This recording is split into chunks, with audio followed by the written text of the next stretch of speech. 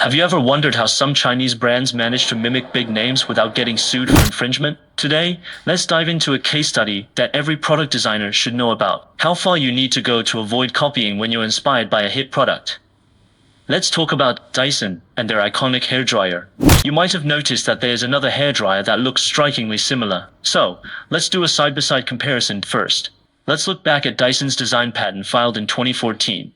The patent drawings are almost identical to the actual product. Now, when we compare this other hairdryer to Dyson's from the front view, they share a lot of similarities. Both have an L shape with the air outlet and handle, and a dense grid of air intakes at the bottom of the handle. Even the flat left side and the chamfered right side are mirrored.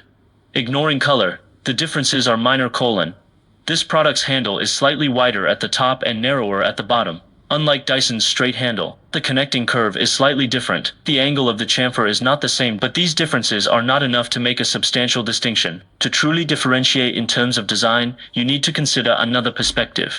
Dyson's hairdryer is hollow, while this one is solid. This single perspective allows consumers to make a clear distinction, even if they feel a resemblance. The takeaway: the belief that making 3 to 5 minor changes is enough to avoid plagiarism is overly simplistic. When it comes to iconic brands with distinctive designs, the changes need to be significant enough to have a substantial impact. In the language of design, you need to alter the basic model to avoid copying. So, for those in the product design world, remember, when you're inspired, make sure you're not just changing the surface.